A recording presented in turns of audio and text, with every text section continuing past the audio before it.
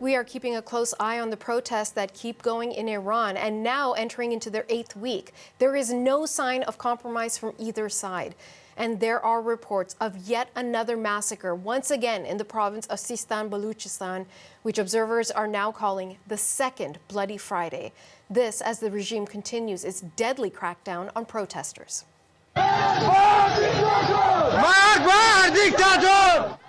This is unverified video from the town of Mariwan in the Kurdistan province.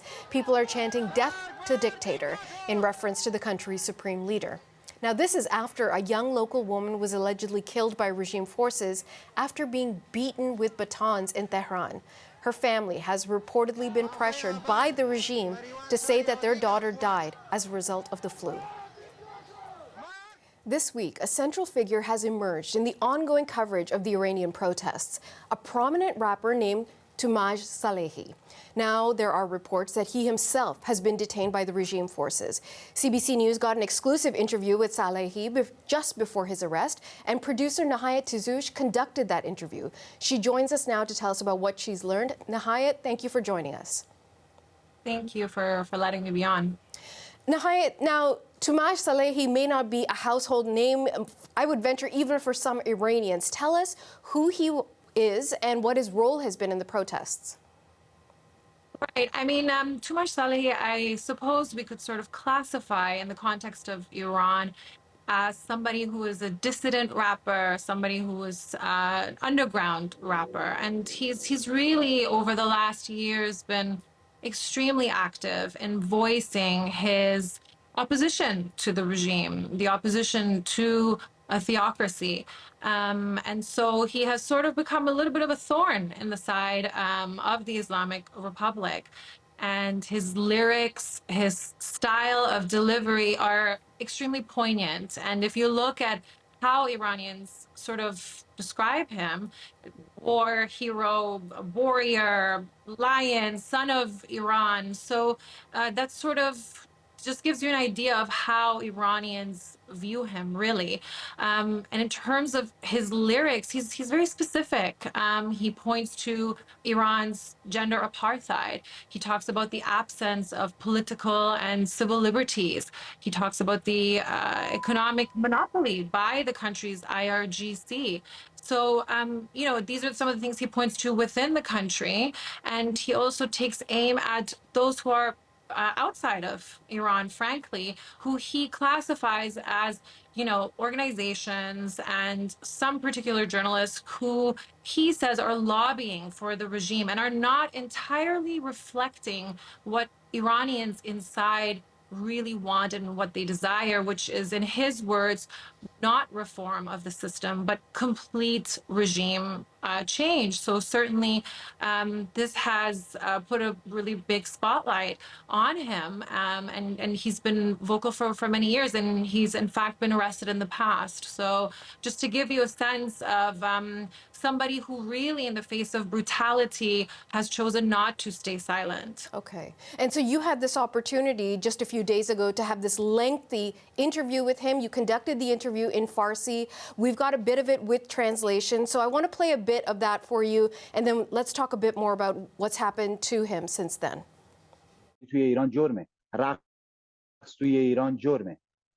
ایران آزاد به نظر من کشوریه که لباس شخصی ها نتونن تو رو توی خیابون بدزدن و قانون ازشون حمایت کنه. ایران آزاد به نظر من کشوریه که عوامل جمهوری اسلامی، عوامل رژیم مجوز تجاوز نداشته باشن، تجاوز جنسی، مجوز اسید پاشی نداشته باشن. You know, Nahayat, even if one doesn't speak Farsi, which I don't, you get that lyrical sense of the way he speaks. He talks about freedom, he talks about joy, the kind of Iran he would like to see in the future. Now, you conducted that interview, and just moments during your article being published on CBC.ca, we found out that Salehi had actually been arrested. What can you tell us about that? Yeah, I mean, I reached out to him, and quite frankly, I was not optimistic that he would grant me a bit of his time just because of the way that the Western media is viewed inside Iran and what a great risk it really poses for somebody to speak with foreign media. But dare I say, he was courageous and fearless and choosing to speak with me. I felt the sense that he really wanted his message to be broadcast outside of Iran. And of course, we now know he's been abducted, arrested by regime forces. And that happened sort of about 45 minutes before the article and the interview was published on CBC News. And, you know, details are sparse. The family who I've been in touch with, they are really trying to get as much information as possible. But what we do know is that he was abducted from a Western province in Iran by plainclothes regime agents who are agents that are dressed just like civilians. And he was taken to the city of Esfahan. And the family right now is not sure what is happening, but they were certain that for several days he was under extreme physical and likely mental torture. And shortly after, about 3 or 4 days after, the Islamic Republic's official state broadcaster published a very, very short video of somebody who appeared to be Toomaj, confessing or expressing regret for what he has said about the regime, in reference to one particular video he had made where he was suggesting that regime officials should go into hiding because their days are numbered. So, you know, his family have cast a little bit of doubt on this video. They're not entirely certain if it is him or if it's not. What they do know for sure is that he did endure torture. And the latest information I have from his family, who are outside of Iran, suggests that perhaps he is now in a state where they've moved him from that state of torture, essentially, to another section of the jail, of the prison, where he may likely be waiting to hear what his fate might be. And that's really all we know at this stage. And Nahayat, based on the reporting you've been doing, what could that possible fate be? Where does his story go from here? Well, what we do know is that I believe roughly 14,000 people have so far been arrested in this crackdown by the regime. And just a few days ago, a Kurdish rapper, Saman Yassin, was very, very quickly sentenced, and his sentence was to be executed.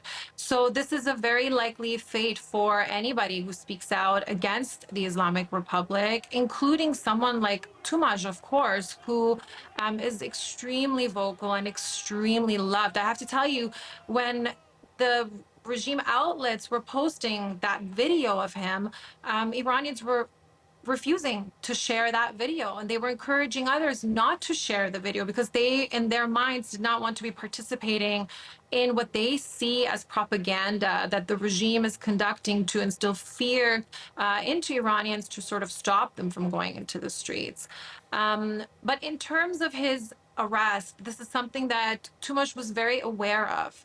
And he had planned for this. He had made sure that all of his platforms that he was using, because he was not just a rapper, he was somebody who was really spreading the message via his social media, via Telegram, Twitter, to encourage the youth to keep going and, you know, share information where protests are happening and whatnot. So he made sure that even though he has been silenced and he was sort of anticipating his arrest, that his team around him and those who were not arrested could sort of continue to push out his message. And we are seeing that right now. The messages are continuing to come out. And so it sort of goes to the notion that you can, you know, arrest one person, but the sentiment and the message that he wanted to be out there about what these protests stand for continues. Nahayat Tizhoosh is a producer with CBC's Power and Politics.